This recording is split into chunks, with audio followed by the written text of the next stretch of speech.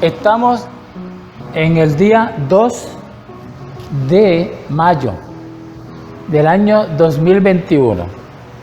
Siempre decimos esta fecha porque, como anteriormente les había apuntado, vivimos momentos históricos.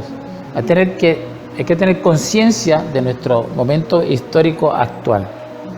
Y ustedes saben que yo enfatizo también la conciencia acerca de los momentos históricos del pasado. Por eso es que tenemos aquí esta especie de mini museo en la iglesia, porque hay que valorizar nuestro pasado. Los pueblos que no hacen eso están condenados a cometer los errores del pasado y también están condenados a flagelar su propia alma, porque el que no es capaz de recordar lo pasado y a sus seres queridos y a sus seres honorables está destruyendo espiritualmente sus sentimientos, porque es algo que tenemos que hacer. Fíjense ustedes que hoy en día nosotros, si no fuera porque alguien se ocupó de escribir, de preservar las memorias, de preservar las palabras de Jesús, ¿qué tuviéramos nosotros hoy en día? Nada. No tendríamos nada en qué apoyarnos, en qué sustentar nuestra fe. Y uno de los legados grandes que nos dejó el canon, la inspiración, la dirección del Espíritu Santo en la selección de estos libros para que constituyeran las escrituras sagradas, fue un libro llamado el Apocalipsis, que es el último libro de la Biblia. Es un libro importante. Como bien dijo Annie, que en ocasiones la gente como que le saca el cuerpo porque tiene muchas imágenes y tiene mucho simbolismo. Y no todos esos simbolismos nosotros los podemos interpretar, pero sí debemos hacer el esfuerzo de entender lo más que podamos de este libro. ¿Por qué razón?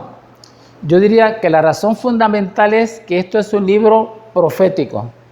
Yo no estoy de acuerdo con lo que digan que esto es un libro meramente histórico. No, esto es un libro profético. Tiene palabras para aquellos tiempos. Fíjense que la profecía, usualmente encontramos en la Biblia, está dirigida de una manera inmediata o poco después para las personas que están viviendo y experimentando esa época. Pero esa misma profecía también puede tener una proyección hacia el futuro. O sea que es un libro para nosotros también. Hay unas cosas fundamentales que establecer aquí. ¿Ustedes saben quién fue el autor de este libro? ¿Quién fue? Juan, uno de los discípulos de Jesús. Este Juan es el autor del Evangelio según San Juan. Es el mismo. Fue el último de los discípulos de Jesús, de los apóstoles, que murió. Cuando escribe este libro ya tenía 90 años. De hecho, había sido pastor de la iglesia de Éfeso por espacio de 3 años. Y llegó el momento que tuvo que retirarse porque estaba ya tan débil que no podía atender la iglesia. Pero en estos últimos momentos de su vida, pues Juan recibe una revelación bien importante de Dios y es el Apocalipsis. ¿Cuál era la situación de la iglesia en ese momento, hermano, histórico? Cuando se escribe este libro, estaba sufriendo una de las persecuciones más grandes que ha sufrido la iglesia, más terrible. La de Nerón fue una persecución grande. Pedro sucumbió, tuvo el martirio bajo la persecución de Nerón, porque Nerón era un loquito que llegó a ser emperador de Roma, pero ahora está sufriendo otra persecución con el otro que siguió a Nerón, que fue Domiciano. Domiciano fue una de las personas que desarrolló una de las persecuciones más terribles, más crueles, más sangrientas en contra del Evangelio. Porque Domiciano, para tratar de mantener su posición política como emperador, en otras palabras, su poder, decidió, como hicieron otros emperadores de Roma, que él tenía la característica de una divinidad. En otras palabras, Domiciano dijo: yo soy Dios, yo soy el emperador de Roma, pero yo soy Dios también. Y ustedes me tienen que rendir a mí pleitesía como Dios. En otras palabras, cualquier persona que estuviera cerca de Domiciano tenía que ir y prestarle una genuflexión, como era, por ejemplo, arrodillarse, inclinarse ante él, como uno se inclina ante Dios. Los cristianos, claro está, no estaban dispuestos a hacer eso. Por lo tanto, sufrieron unas grandes calamidades. O sea que el ambiente histórico en el que se desarrolla y cuando se escribe este libro es cuando está sufriendo la persecución de Domiciano, que es más o menos para el año 90-100 después de Jesucristo.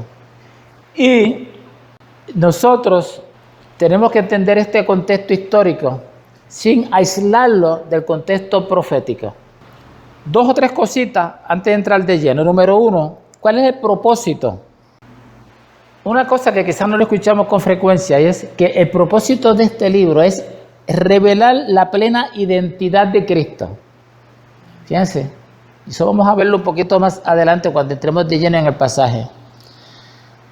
La otra cosa es advertir a los creyentes. Estos creyentes que estaban sufriendo tan terriblemente necesitaban una palabra de consuelo, pero también una palabra de entendimiento de lo que estaba sucediendo con ellos.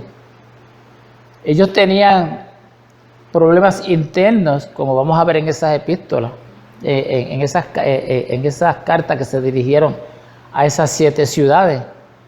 Pero aparte de los problemas internos doctrinales y de prácticas idólatras que estaban infiltrando la iglesia, ellos también confrontaban una terrible persecución de Domiciano, implacable, sin piedad. Entonces nosotros podemos ubicarnos en esa época, o podemos tratar por lo menos de imaginarnos cómo estaban sufriendo estos creyentes y también preguntarnos qué nosotros hubiéramos hecho y qué hubiéramos necesitado. Ellos necesitaban mantenerse fieles. Ellos se mantuvieron fieles. Pero si no se hubieran mantenido fieles, no existiría hoy que la iglesia. Pero ellos necesitaban también una asistencia espiritual. Alguien que le dijera, Dios está en control de todo. Alguien que le diera esperanza y que le ayudara a entender lo que estaba pasando. Y eso mismo es lo que estamos buscando hoy nosotros en estos tiempos que estamos viviendo. Tuvimos María, tuvimos terremotos, tuvimos ahora una plaga, hermano, que nos ha puesto a vivir en el siglo XIII, en el siglo XIV. Convivían esa gente antes que estaban a merced de las plagas ante las cuales no pueden hacer gran cosa. Hoy en día, pues sí, hay unas alternativas, pero como ustedes han podido darse cuenta, no es tan fácil la cosa. También nos recuerda que en verdad nosotros estamos en manos de Dios y en manos de las vicisitudes que puedan ocurrir en esta vida. No vivamos de la ilusión de que no nos va a pasar tanto, porque eso nos encanta, vivir de esa ilusión. Lo que le pasó a fulanito no nos va a pasar a nosotros, es un mecanismo psicológico. No es cierto, hermana. Lo que le pasó a fulanito nos puede pasar. Y si la ley de Murphy, yo no sé si ustedes han oído hablar de esa ley. Murphy decía que lo malo que puede suceder, sucede. Pues hermano, nos va a suceder a nosotros también. Lo importante no es si nos sucede o no nos sucede. Lo importante no es si cogemos el COVID o no lo cogemos. Lo importante es cómo nosotros vamos a manejar esa tribulación en nuestras vidas. Porque ciertamente va a venir. Lo importante es cómo nosotros la vamos a afrontar. Y para eso necesitamos de palabras apocalípticas, porque las palabras apocalípticas son palabras de sostén. Son palabras que nos ayudan a la comprensión de lo que está sucediendo. ¿Por qué suceden todas estas cosas? Esa es la gran pregunta que se contesta en el Apocalipsis. El autor es Juan, como ya dijimos, y los destinatarios de esta epístola son las 7 iglesias de Asia. Y además de las 7 iglesias de Asia, este libro, que en realidad tiene mucho de cartas, porque fíjense que tiene las cartas particulares, básicamente una carta, ¿ves? Todo lo otro que se añade va dirigido a esas iglesias. Este libro que es una carta para esos hermanos de esa época, es una carta para nosotros también. Está dirigido a ellos y está dirigido entonces a todos nosotros y en todas las épocas, eso está claro entonces. Y como les dije, fue en el año 95 más o menos, alrededor de Cristo. Como estaba diciendo la hermana Ani, Pablo ya en esta época de su vida no pudo seguir pastoreando la iglesia, además había sido identificado por las autoridades del Imperio Romano, que estaban, como ya hemos dicho, bajo el control de Domiciano, había sido identificado como un elemento peligroso. Ustedes saben en nuestra época qué hace con los elementos peligrosos al Estado. Lo que el Estado identifica, siempre tienen un accidente y terminan muertos, de alguna forma los anulan o los neutralizan. Pues los imperios siempre y los gobiernos siempre han hecho lo mismo. Juan era un individuo peligroso. Dijeron, no te vamos a matar porque tú tienes ya 90 años, pero te vamos a mandar a un sitio donde no vas a dar problemas. Es una isla aislada que está en las costas del Asia Menor y ustedes tienen por ahí su material donde pueden ver el mapa. Y una isla que no tiene mucha vegetación, rocosa, para que él viviera allí como pudiera, y en ese momento él recibe una revelación del cielo. En ese capítulo 1 de Apocalipsis usted lo va a encontrar. Y quien le está hablando a él directamente, ¿quién es? El Señor. Así que nosotros podríamos decir que este libro tiene dos personajes principales. Uno de ellos es Juan, el que está escribiendo el libro, que en verdad es una epístola, el libro completo es una epístola. Y el otro personaje principal, quien es Jesús. Hay que buscar ese personaje ahí todo el tiempo. Le estoy dando las claves para la interpretación del libro. Hay que buscar el personaje de Jesús, está ahí todo el tiempo. Con este trasfondo vamos entonces a entrar a la lección de hoy, que va a tratar de las primeras de las cartas dirigidas a 7 iglesias en el Asia Menor. ¿Quiere esto decir que estas eran las únicas iglesias cristianas del Asia Menor? No, había muchísimas más iglesias. Se seleccionaron estas a manera de ejemplo. Y si ustedes buscan en el mapa que tienen en su expositor, ahí hay un mapa donde le está señalando de estas iglesias a las que se refieren a esta lección en particular a las 4. Y el orden en que se escribe, van a ver que aparecen esas iglesias y esas iglesias son abordadas en el Apocalipsis, en el orden que está en ese mapa, siguiendo las manecillas del movimiento del reloj. O sea, que empiezan por Éfeso, después viene Esmirna, ¿verdad? Después viene Tiatira, ¿no? Después Pérgamo. Esas son las primeras 4, de que después faltan 3. Así que vamos a empezar con la lectura de las epístolas y con la participación de todos ustedes. Aquí nos vamos a dedicar a aclarar las dudas que surjan en el proceso. Y estamos entonces en el capítulo 2 de Apocalipsis. El título que da el expositor es Mensaje para la iglesia de ayer, hoy y siempre. Es un mensaje con un texto, un título con el cual podemos estar de acuerdo. Hay algo más que podríamos darle a ese título que vamos a hacerlo un poquito más adelante. Entonces vamos a leer la primera parte, que va a ser el 1, el 2 y el 4. ¿Quién va a leer esos primeros 3 versículos? Empezamos con Ani. Capítulo 2, versículos 1, 2 y 4.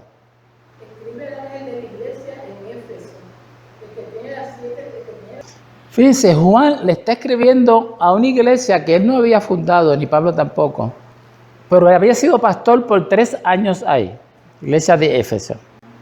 Fíjense cómo se expresa aquí, dice, escribe al ángel. ¿A quién va dirigida la epístola, la carta? Al ángel. ¿Cuál es el ángel de la iglesia? El ángel de la iglesia, yo creo que en eso todo el mundo está de acuerdo, se refiere al pastor de la iglesia. El ángel de la iglesia es el pastor, que está en Éfeso. Éfeso, ustedes saben que está en Asia Menor. Éfeso era lo que se podía decir la capital del Asia Menor. En términos económicos, era una ciudad bien floreciente económicamente. Y dice el que tiene las 7 estrellas en su diestra. Y esto puede crear un poquito de confusión porque después de Éfeso aparecen 2 puntos. Entonces uno se pregunta, ¿qué quiere decir el que tiene las 7 estrellas en su diestra? Ese el que dice ahí es un pronombre personal y se está refiriendo a Jesús. El que tiene las 7 estrellas en su diestra se refiere a Jesús. Y cuando dice las 7 estrellas, la mayor parte de los comentaristas bíblicos entienden que las 7 estrellas en este contexto se refiere a las 7 iglesias. Se refiere a las 7 iglesias. Y dice, el que anda en medio de los 7 candeleros de oro. Esos 7 candeleros de oro también se refiere a las 7 iglesias. Dice esto. Fíjense cómo aparece el personaje. ¿Qué personaje? Jesús hablando a su iglesia. Dice, yo conozco tus obras y tu alto trabajo. Fíjense que está haciendo una evaluación. Yo ahorita les comenté que el título de esta lección, que dice mensaje para la iglesia de ayer, hoy y siempre, está correcto. Pero yo le pondría un título alterno, o sea, un título adicional. Yo le diría que es el título del avalúo o la evaluación de las iglesias. Porque fíjense que en términos pedagógicos, cuando se hace una evaluación, no solamente se señalan las cosas negativas de las personas. Un avalúo correcto desde el punto de vista pedagógico tiene que empezar señalando las áreas de fortaleza, ya sea del sistema o del individuo. Dice, tú tienes estas cosas positivas y tienes estas otras cosas que nos vamos a decir que son negativas, sino que son áreas a mejorar o áreas que representan un reto, áreas de reto. Pero si yo digo que esta lección, incluyendo todo lo que tiene que ver con las iglesias, se podría llamar también la evaluación de las iglesias. Después de una evaluación que se hace, tiene que suceder algo, porque si no, una evaluación no tendría ningún sentido. Cuando a uno le hacen una evaluación en el trabajo, le dice, usted tiene esta parte positiva, esta parte negativa, para que usted mejore las áreas de reto. Y esto mismo es lo que está sucediendo con estas iglesias. Esto es una visión que a mí se me ha ocurrido. Me parece que es razonable. Fíjense que lo que dice, yo conozco tus obras y tu arduo trabajo. Tiene unas cosas positivas esta iglesia, muchas, y paciencia, y que no puede soportar a los malos. Y has probado a los que se dicen ser apóstoles, que eso abundaba en esa época, y esto ha sido un tema recurrente aquí, y no lo son, y los has hallado mentirosos. Pero tengo contra ti que has dejado tu primer amor. ¿Qué quiere decir eso? ¿Cómo ustedes interpretan? Has dejado tu primer amor. ¿Algún hermano que quiera comentar sobre esto? Aquí en la iglesia frecuentemente se habla o se hablaba de algunos hermanos que empiezan bien entusiastas cuando se convierten, pero después como que esos ánimos decaen. La única persona que yo veo, digo, no la única, pero que la verdad que hay que respetarle y señalarlo, la hermana Adelaida, una persona tan entusiasta todo el tiempo. Yo la puedo poner como ejemplo de que ella no ha perdido su primer amor, pero hay algunos hermanos que han perdido ese primer amor. Ya no le interesa orar, no le interesa tanto leer la Biblia, no le interesa tanto sentir a la iglesia, pero usted sigue siendo cristiano. Ah, pues claro, como usted me va a decir que yo no sigo siendo cristiano. El Señor es el mismo, pero ellos no se comportan de esa manera. ¿Por qué? No es que sean malos cristianos, ¿ves? Es que han perdido ese primer amor, ese primer entusiasmo, que es algo natural, porque somos seres humanos. Entonces, lo que está diciendo ustedes, mire, vuelvan a cultivar ese primer amor, ese entusiasmo, ese interés. Vuelvan a eso. Eso es lo único que tienen que mejorar. ¿Alguien quiere comentar sobre la iglesia, sobre Éfeso? Ustedes, tengo que decirles lo siguiente. Lo que selecciona aquí el comentarista bíblico, y lo hacen de una manera muy sabia, porque tú no puedes ir versículo por versículo. Aquí es que seleccionan parte solamente de lo que vamos a estar discutiendo. Pero Éfeso tenía un problemita adicional, que ya lo mencionamos en términos generales, pero en términos específicos, era una secta que se llamaba de los Nicolaitas. que eran gente que se infiltraban a la iglesia con unas doctrinas que no eran las sanas. Y eso tiene su origen y su descripción, lo que les interesa verlo con más detalle en el libro de Hechos. ¿Preguntas, dudas? Vamos entonces a otra parte, que es la que tiene que ver con la carta dirigida a Esmirna. Busquen en el mapa, es la próxima iglesia que aparece ahí en el mapa. Va el hermano Paco o el hermano Luis. Va a leer el 4, el 8 y el 10. Paco, el hermano Paco. De Apocalipsis 2, versículos 4, 8 y 10.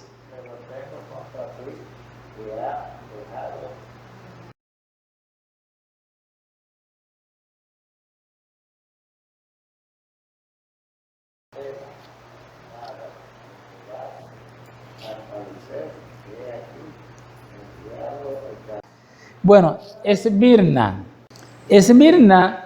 de estas iglesias se caracterizaba, de esta ciudad se caracterizaba porque ahí había un grupo de ciudadanos que apoyaban muchísimo a Domiciano, como sucede con todos los procesos políticos.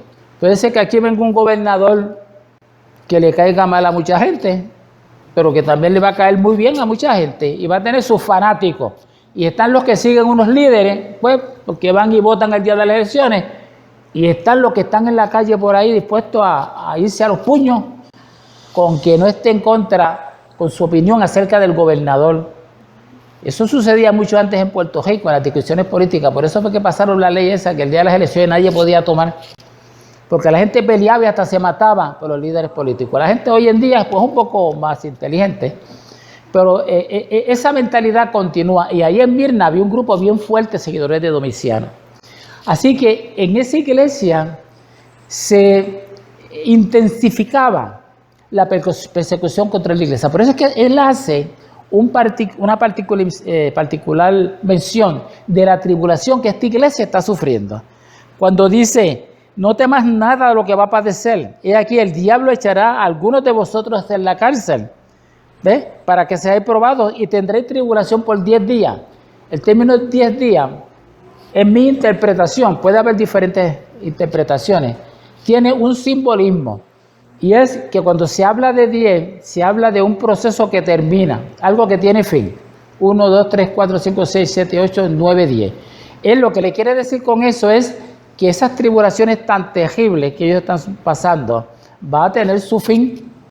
O sea que cuando nosotros como Iglesia de Cristo estamos sufriendo, no podemos admitir que alguien nos diga: usted va a seguir sufriendo hasta la muerte. Cristo nos dice, el Señor nos dice que es misericordioso y que Él se apiada de su iglesia y que no nos va a dar más tribulación que la que podamos resistir. ¿Por qué? Porque si Dios así lo hiciera, pues no estaría siendo justo por nosotros. O sea que esto nace del concepto de la justicia de Dios. Cuando le dice por 10 días, este es el mensaje para la iglesia de Esmirna.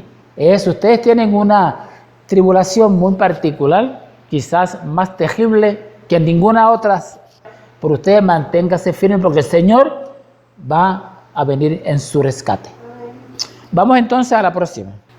Hermana Adelaida, 12, 14. El que tiene la espada aguda de 2 filos dice esto: pero tengo unas pocas cosas contra ti, que tienes ahí a los que retienen la doctrina de Balaam, que enseñaba a Balac a poner tropiezo a la fe. Ok, ubíquense inmediatamente en dónde está esa iglesia en el mapa, ¿verdad? Un poquito más arriba, siguiendo las manecillas del reloj.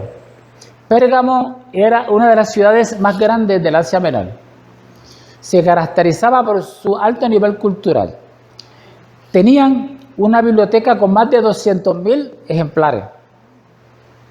Una de las grandes bibliotecas de la antigüedad, la de Pérgamo. La otra bien grande fue la de Alejandría, que ahí se perdió toda la cultura helénica y romana, con un fuego y con la destrucción que hicieron de esa ciudad. Pero Pérgamo era una ciudad en el Asia Menor que tenía un alto nivel cultural. Y esta iglesia presentaba una problemática particular. Y era que allí se había infiltrado una doctrina que tenía que ver con Balaam. Bueno, ¿dónde se origina esto? En Números, ustedes si buscan en el libro de Números, van a encontrar un sitio donde había una ciudad que se llamaba Balac. Los dirigentes de esa ciudad eran enemigos, por supuesto, de los israelitas, porque no se olviden que los israelitas en ese momento histórico estaban haciendo el rol de invasores. Así que ellos no solamente lo combatían militarmente, sino que lo combatían infiltrando la idolatría. Y una de las cosas que más Dios le pidió a su pueblo, con más seriedad, con más intensidad, fue: cuídense de la idolatría. Yo soy Yahvé.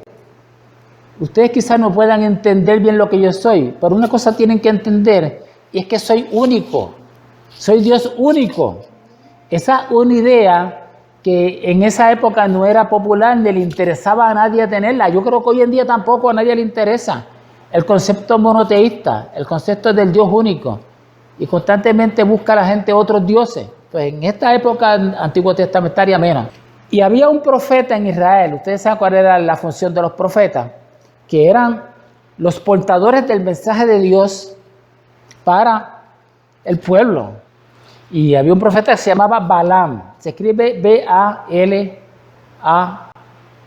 Balaam. Con 2 A. B-L-A-L-A-A-M.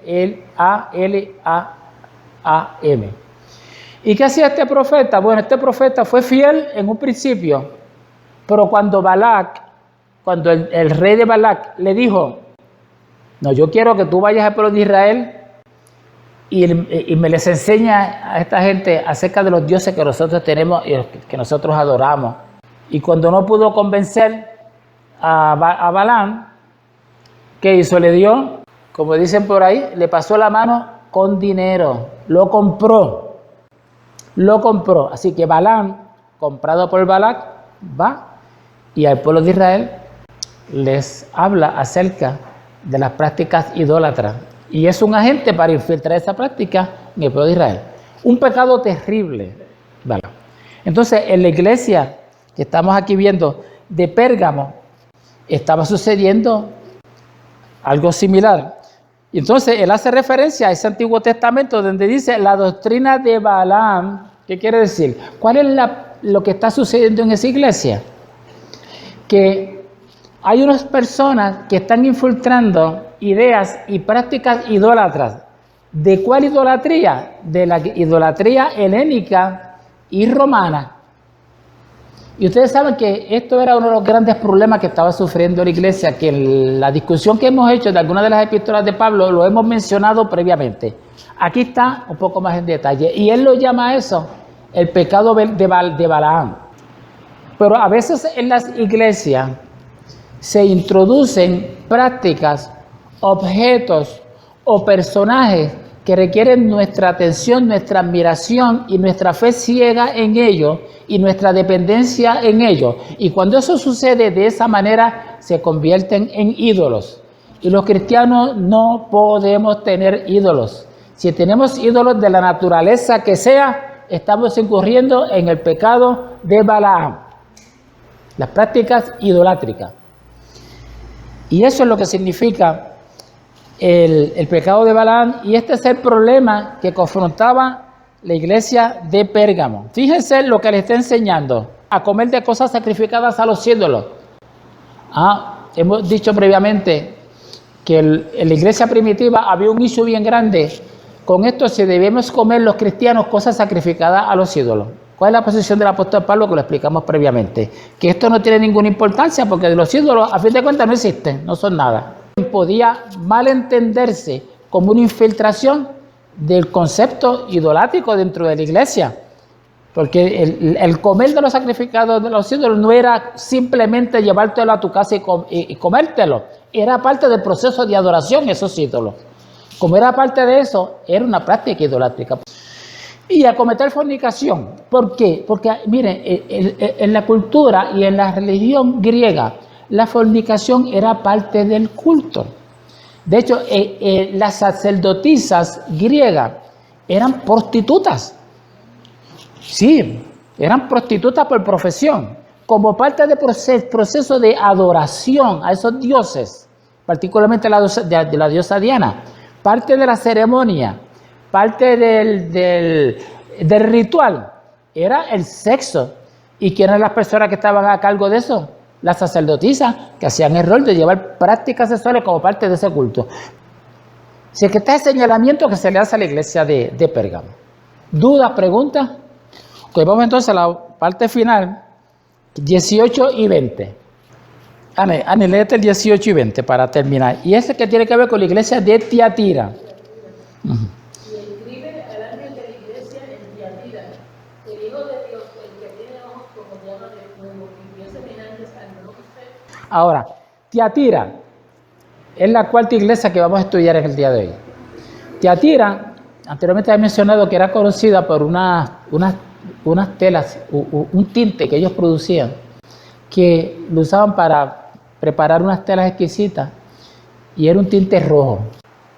Eso era parte de la cultura, ¿verdad? de esta iglesia. Ahora, Tiatira tiene otro detalle interesantísimo desde el punto de vista histórico. La primera mujer convertida al cristianismo se llamó Lidia. Eso lo pueden encontrar en el libro de los Hechos. Y era de Tiatira. La primera mujer convertida al evangelio, Lidia, y era de Tiatira. Por eso es tan especial esta iglesia. Y podemos entonces nosotros establecer un contraste entre dos mujeres. Por una parte está Lidia, y por otra parte esta iglesia está confrontando un problema con una mujer que se llama Jezabel, una líder entre ellos, de estas líderes paganas que se introducía en la iglesia a llevar prácticas paganas de la misma naturaleza que hemos explicado previamente. Fíjense, Dios le dice, ustedes son una iglesia buena, fíjense, está con la evaluación, pero tienen un problema, que toleras a esa mujer Jezabel, que se dice profetiza, porque esta gente que querían ser líderes de la iglesia no se presentaban como extraños, como ajenos a la iglesia. Ellos eran miembros de la iglesia, estaban metidos dentro de la iglesia y tenían una capacidad de liderato.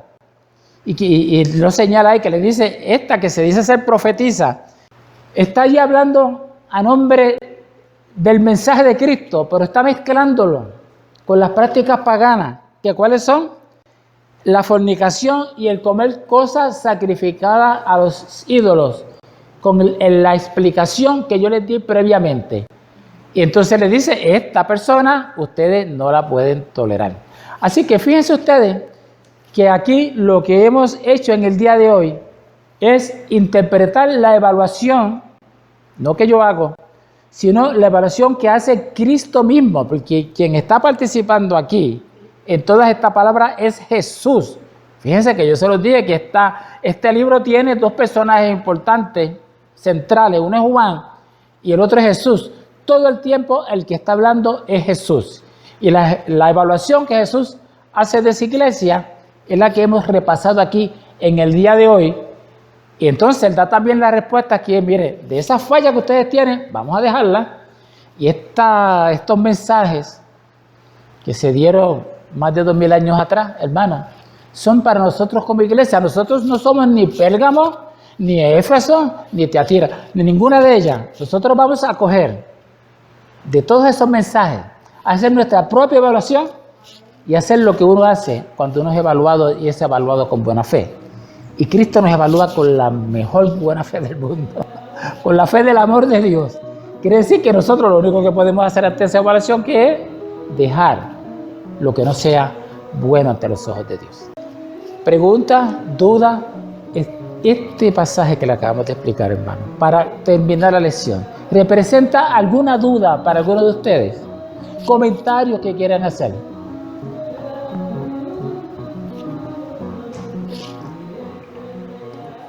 Bien, pues que Dios los bendiga.